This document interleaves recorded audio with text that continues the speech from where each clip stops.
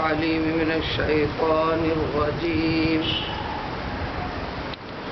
وما كان لنبي أن يغل ومن يغل يأتي بما غل يوم القيامة ثم توفى كل نفس ما كسبت وهم لا يظلمون أفمن اتبع رضوان الله كمن باء بسخط من الله ومأواه جهنم وبئس المصير.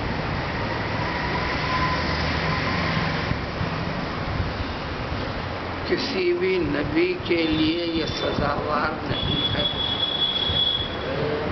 یعنی کسی بھی نبی نے ایسا نہیں کیا، اور یہی حکم اور تاکید نبیوں کے امتیوں کو بھی ہے۔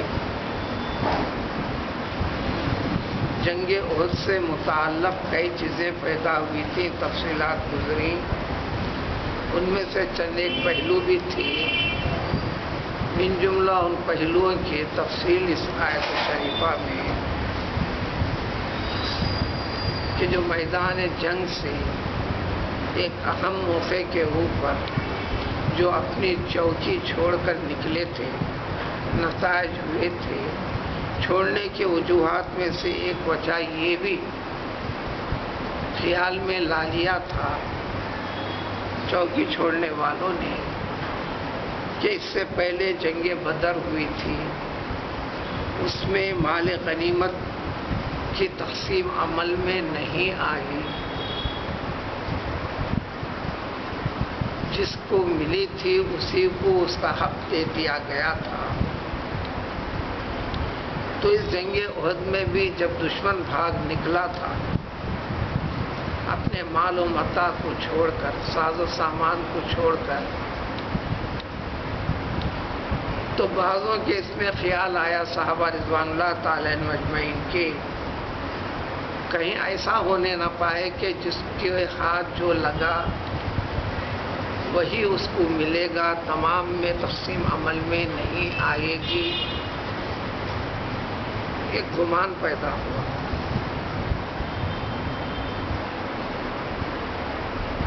تو اس گمان کی ڈانٹ ڈپٹ کی گئی۔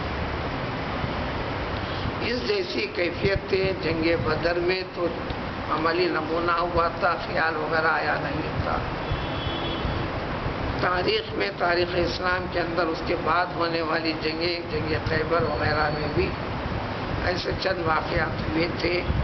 بعضوں نے مال غنیمت کا کچھ حصہ چھپایا تھا، آخرت کا عذاب سنانے پر بعضوں نے جو چھپایا ہوا مال لا کر سامنے ذکر کیا تھا۔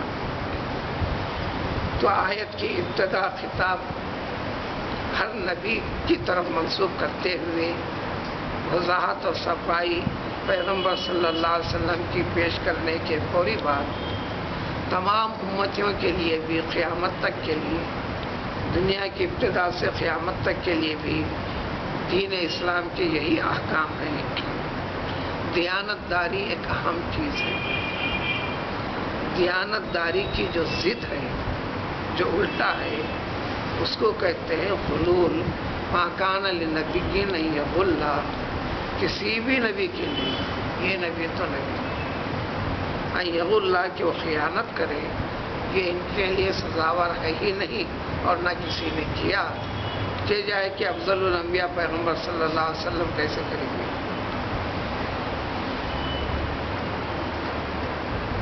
دونوں مفہوم ہیں۔ ایک مفہوم تو مالی اعتبار سے جو جڑا ہوا ہے، اور ہر نبی نے اللہ تعالیٰ نے جو کچھ وحی کا پیام دیا تھا انسان تک پہنچانے کے لیے، کسی بھی چیز کے اندر پہنچانے میں ہر نبی نے خیانت سے کام نہیں لیا، اللہ کے حکم کو جوں کا توں دیانت داری کے ساتھ پہنچا دیا۔ وضاحت کی ضرورت یہ کہ کبھی ضرورت موقع محل ایسا آ جاتا ہے، کسی کو خوش کرنے کے لیے، ترغیب دینے کے لیے کسی چیز کو وقتیہ طور پر بتانے سے رکنا پڑتا ہے، کبھی کسی کو خوف دلانے کے لیے، کبھی کسی کے ساتھ خوش اخلاقی کا مظاہرہ کرنے کے لیے وقتیہ طور پر چیز کو دبائے رکھنا پڑتا ہے۔ یہ ساری کی ساری باتیں کسی بھی نبی سے نہیں ہوئی۔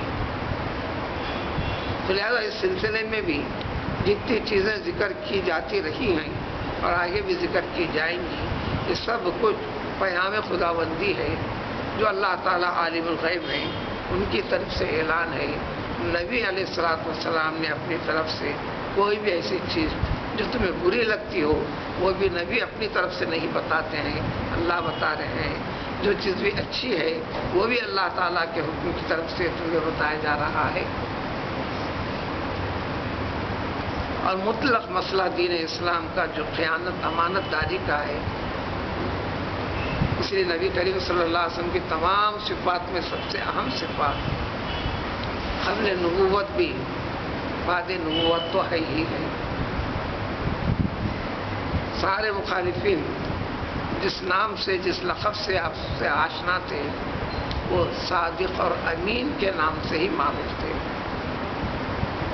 وَمَن يَغْلُلْ يَأْتِ بِمَا غَلَّ، اب جو کوئی بھی خیانت کرے گا تو انجام قرآن نے ذکر کر دیا، احادیث میں بڑی تفاصیل ہے۔ کل قیامت کے دن وہ خیانت کی ہوئی چیز چاہے چھوٹی سے چھوٹی ہو بڑی سے بڑی ہو وہ اس کو لے کر آئے گا، یعنی وہ تمثیلی شکل میں، یہاں جتنے بھی نیکیاں کرتے ہیں جو دکھتے نہیں اس کا ثواب کا اثر دکھائی نہیں دیتا، وہ ظاہری شکل میں دکھائی دے گا۔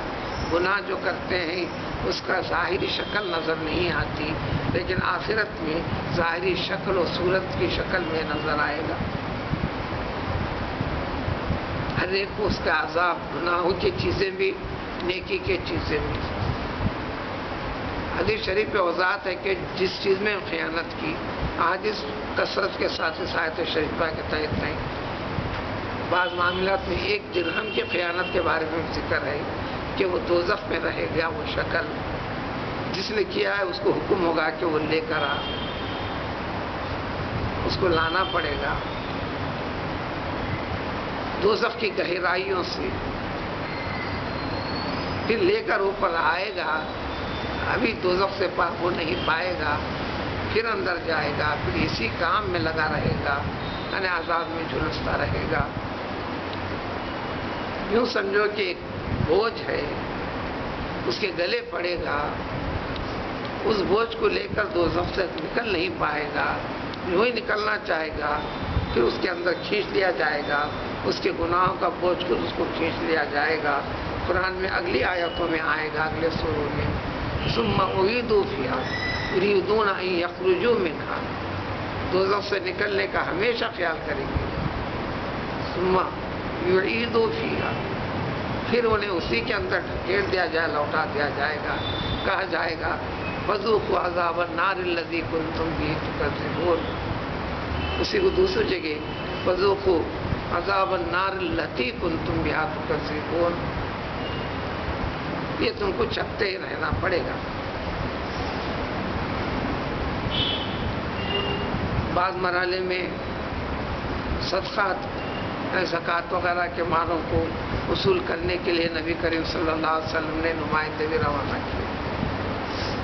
قبیلہ از کے ایک شخص کو ابن لطیبہ یا لطبیہ کے نام سے ہیں، انہوں نے ساری چیزیں وصول کر کر لے کر آئے، مال و متاع سب لے کر آیا، ساتھ میں ایک الگ سے کارٹون ان کا ایک الگ بھی تھا۔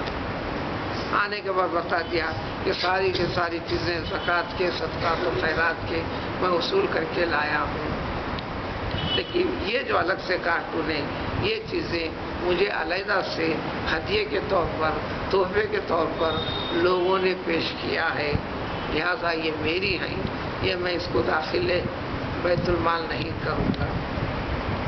حضور صلی اللہ علیہ وسلم نے صحابہ کرام رضوان اللہ تعالیٰ عنہم اجمعین کو جمع کر کر خطبہ دیا، پھر فرمایا کہ لوگ ایسا کہتے ہیں، اگر بات ایسی ہے تو تم اپنے ماں اور باپ کے گھر میں بیٹھے رہو، پھر انتظار کرو کہ دیکھتے ہیں کہ ہدیہ آتا ہے کیا تحفہ آتا ہے۔ سرکاری نمائندے کی حیثیت سے جب نکلے تھے، سرکاری کام میں ہیں تو سرکاری کام کے ضمن سے سرکاری مدات وصول کر رہے ہیں، تو اس میں میرا الگ سے بول کر لینے کی اجازت نہیں ہے، لے نہیں سکتے، اور لے لیا جائے تو سرکاری مد ہی کہلائے گا۔ یہ قانون اسلام۔ کہ ساری چیزوں کی وضاحت اس آیت شریفہ کے تحت بڑی تفاصیل ہے جو انسانی معاشرے کے ایک اہم پہلو کی اصلاح کرتے ہیں، جو جنگ جیسے معاملات کے اندر بھی اس کا دخل کا ایک مناسبت سے ہوتا ہے۔ تنبیہ کر دی گئی کہ ہر انسان کو جو بھی کیا دیانتدارانہ عمل کیا تو اس کا ثواب، خیانت والا پہلو لایا تو اس کا عذاب، تعویل کر کر وجوہات نکال کر حق کو لینے کی کوشش نہیں کرنا، وہم لا یظلمون، اللہ تعالیٰ ان کے گناہوں کے اندر اضافہ نہیں کریں گے، برابر جو کا تو عذاب دیں گے۔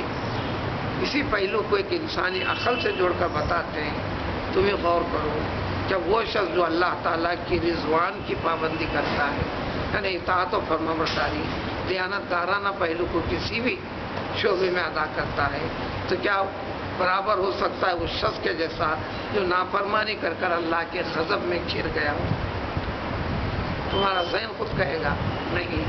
تو اللہ تعالیٰ وضاحت فرما دیتے ہیں مأواہ جہنم، اس کے لیے تو دوزخ کا عذاب ہے اور دوزخ بہت بڑا ٹھکانہ ہے۔ یہ اور بات ہے، عمل میں الگ الگ لوگ ہوتے ہیں، ہم درجات عند اللہ، نیک لوگ نیکیوں میں الگ الگ ہیں، برے لوگ برائیوں میں الگ الگ ہیں، برائیوں کے اعتبار سے درجے الگ الگ ہیں، نیکیوں کے اعتبار سے درجے الگ الگ ہیں۔ یہ درجہ بندی کرنا اللہ تعالیٰ کے لیے دشوار نہیں ہے، کوئی چیز چھپی ڈھکی ڈھکی ہوئی نہیں ہے، بلکہ اللہ تعالیٰ یہ جو کچھ کرتے ہیں یا تم جو کچھ کرتے ہو، ہر چیز کو اللہ تعالیٰ خوب جانتے ہیں۔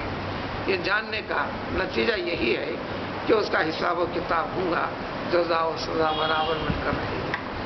سبحان اللہ۔